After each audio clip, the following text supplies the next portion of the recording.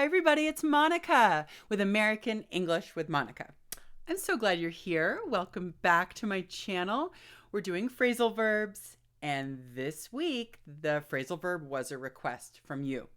Thank you. I love when you type comments and questions. It's awesome. And when you request phrasal verbs, it's great. And this one's kind of unusual. I was really glad someone asked. The phrasal verb that was requested is pencil in. Pencil in. Now, you might know the word pencil as a noun. Do I have one? Yeah, I usually use pens, but sometimes we use pencils. But to pencil in is a phrasal verb that I will explain in a moment. But this week I also added something extra that I really want to talk to you about that's related to this phrasal verb, but they're similar. And that is RSVP. So we'll talk about RSVP in just a moment. This is a wonderful, wonderful expression to know. We'll talk about it in a moment. Let's talk about pencil in. When we pencil something in, or we pencil someone in, did you hear? We can separate this phrasal verb. When we are talking about the future schedule, we are arranging something, some event or a meeting. It involves a date on the calendar. When we pencil something in, we are making a plan for the future tentatively. Do you know this word? Tentative? It's a really good word. Tentative. Now this is an adjective. We're going to add the ly to make it an adverb. To schedule something or someone tentatively. For example, if we have a definite date, it's confirmed, right? Let's say the holiday. Christmas is a holiday that's celebrated in some parts of the world. That is a date that is confirmed. It is December 25th. It's always the same date. It's definite. So if we're talking about the phrasal verb to pencil in, we wouldn't be penciling in Christmas because it's always the same date. But if you have something that might change, an event, a meeting, a party, a wedding, and the date is uncertain, it's not definite yet. Maybe my friends want to get married next year. And they said, can you pencil in September 1st for our wedding? That means they're tentatively scheduling this event. So yeah, I will pencil them in for September 1st. I will have it in my mind that date might be their wedding.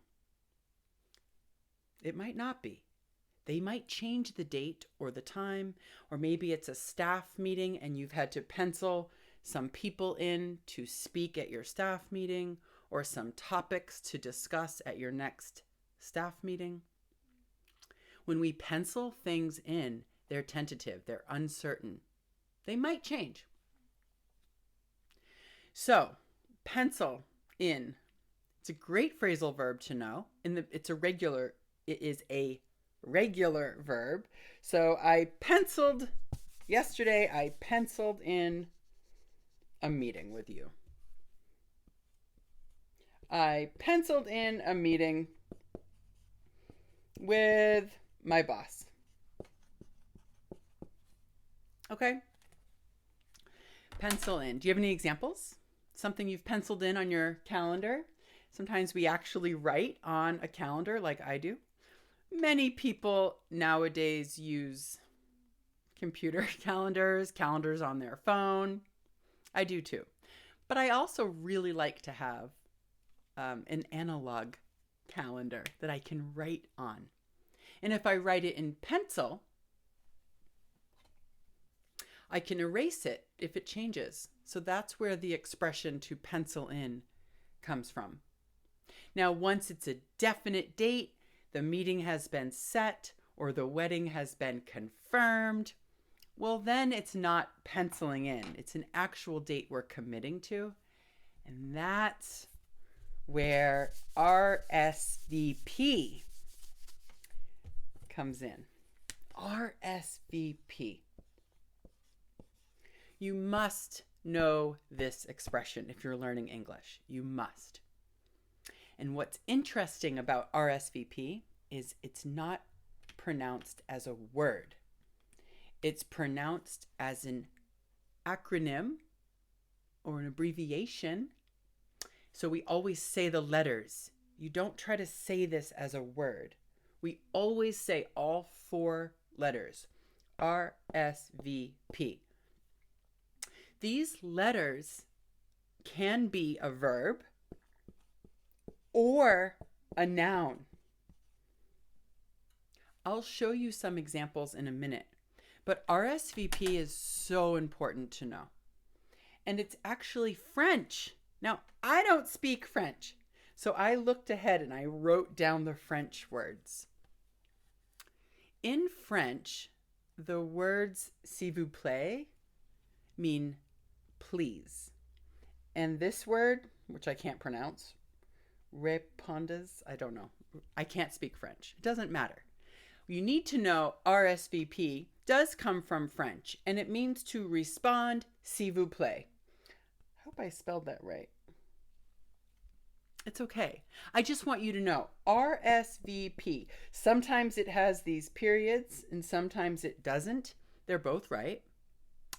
And to respond, if you please, please reply.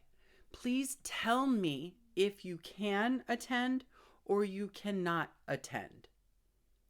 Respond, please. That's what RSVP means. And it's important.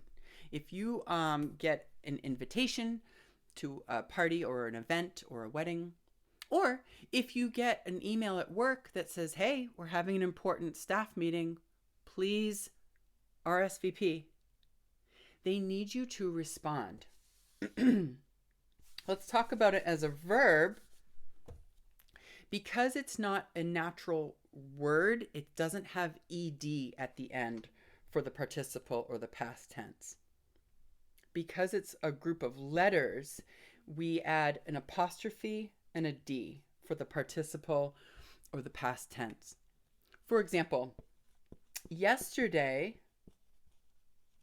I RSVP'd and then a lowercase d.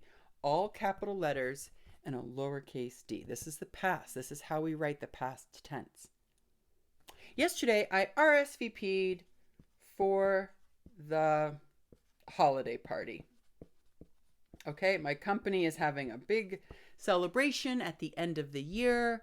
They need to know how many people are coming. So it was really important to RSVP. It's a verb, to RSVP. So I RSVP'd yesterday. Okay. Have you RSVP'd yet? The participle. I am RSVPing now. We would just keep them all capitals and then add ing. I am RSVPing for the holiday party. Now, RSVP doesn't tell you if it's a yes or no answer. RSVP just means you sent a reply. Sometimes we RSVP yes, and sometimes we RSVP no. This is really important because if someone says, did you RSVP? They're asking you, did you reply? And they're asking you, what was your answer? Did you RSVP yes or did you RSVP no? All right, I got 3 invitations for Saturday. I got a holiday party at my friend's house. I got a work holiday party at my company. And I had a dinner invitation from a friend. I RSVP'd yes to my friend's holiday party because it's during the day. And I RSVP'd yes to my company party because it's in the evening. I can go to both. But I RSVP'd no to the dinner invitation from my friend. So RSVP doesn't tell someone whether you are going or not. You have to explain that. Okay? So RSVP as a verb means to answer. And an RSVP as a noun, did you send your RSVP? It's a noun sometimes.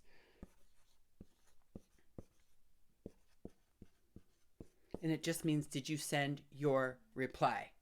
The meaning as a noun is a response or a reply to an invitation.